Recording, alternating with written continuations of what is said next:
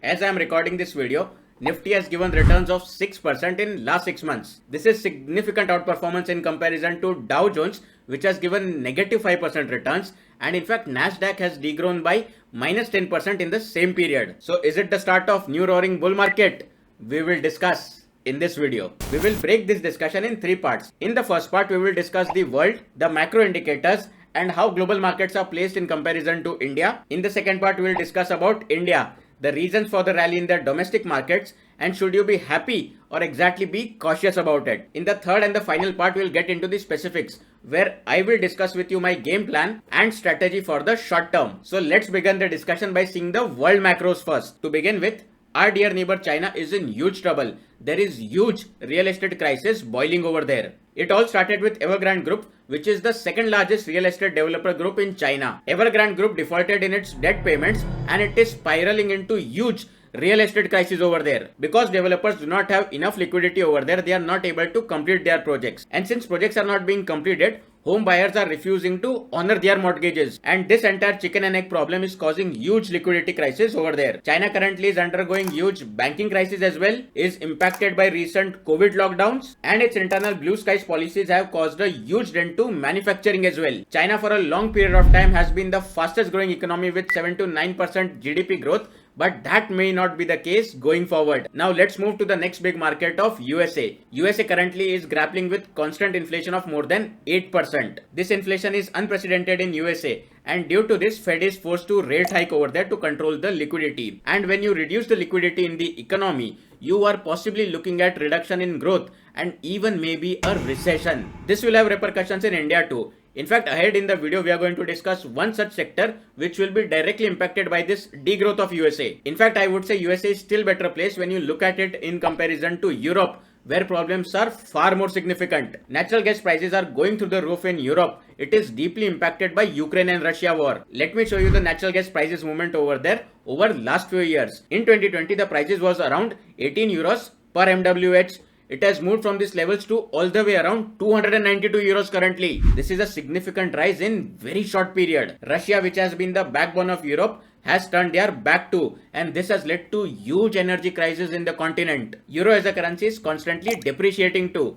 In 2021, 1 euro was around $1.22. Currently, 1 euro is equivalent to $1. So now you will ask, if Janak bhai, everything is so much doom and gloom and it is end of the world, let's just simply sit on gold, and that too physical. That's not the answer.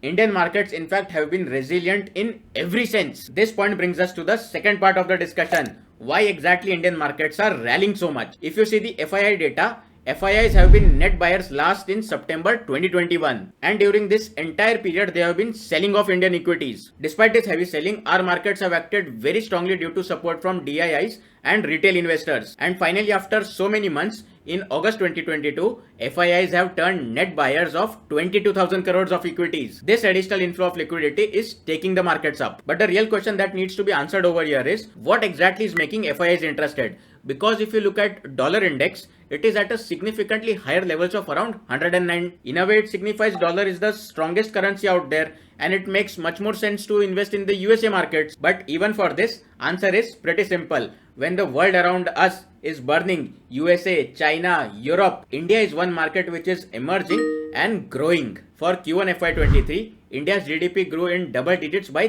13.5%. This is just one indicator. Other macro indicators like auto sales are bullish too, with 9% year-on-year growth registered in the month of July. GST collections are very strong too.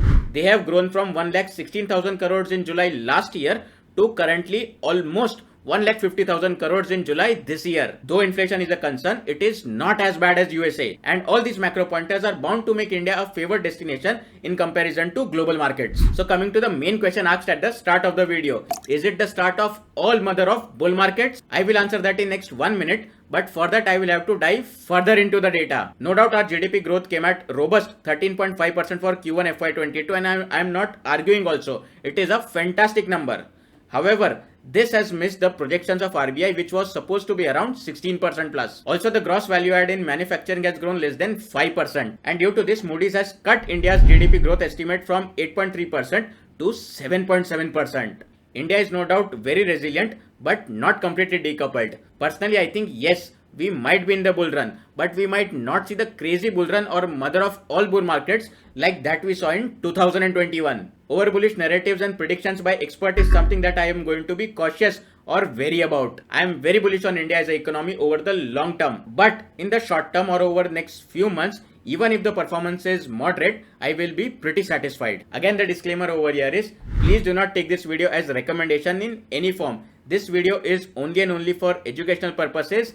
Kindly consult your financial advisor before any investment decision. This brings us to the third section of the discussion. What as an investor is my game plan for the short term? One thing from this video is pretty clear. Europe and USA's economies are in trouble, and so are the businesses which have exposure to these economies. So no prizes for guessing. IT as a sector which has huge exposure to USA and Europe's market are going to be in pressure in the short term. Engineering, research and development, or simply put ER&D services, is one theme which I personally like a lot. But however, I will be cautious here too. Nasdaq index is currently way below its 200-day exponential moving averages, and so is Nifty IT. So this moving average is personally going to be one big indicator for me. Let me give an example here. Wipro currently is trading at 20 times price to earning ratio. While on paper it may seem a very good value pick. After all, it is in IT sector, asset light business, cash rich company. Even growth triggers are there, and I am not disputing it. However, if you see the bottom line, it has compounded by around 8 to 10%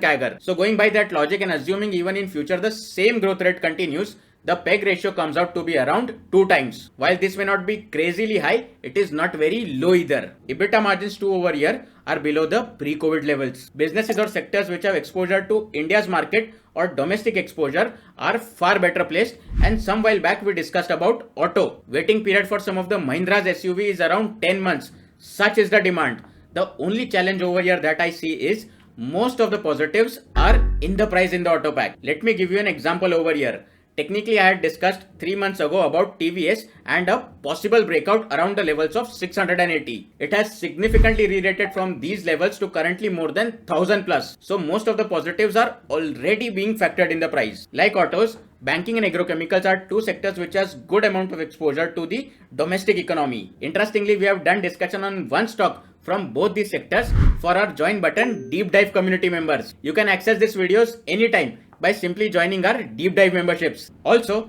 coming back to our discussion, I personally believe next bull run is not going to be as secular as last one. We will have to be very choosy while picking the stocks. I personally prefer to stick with companies with steady cash flows, profitability, earnings visibility and growth triggers. Valuation comfort is super important as well. Having said that, this discussion is truly not complete without you checking out these 7 sectors which I avoid at all times. So which are these sectors and what is the rationale behind them? You must check out in this video.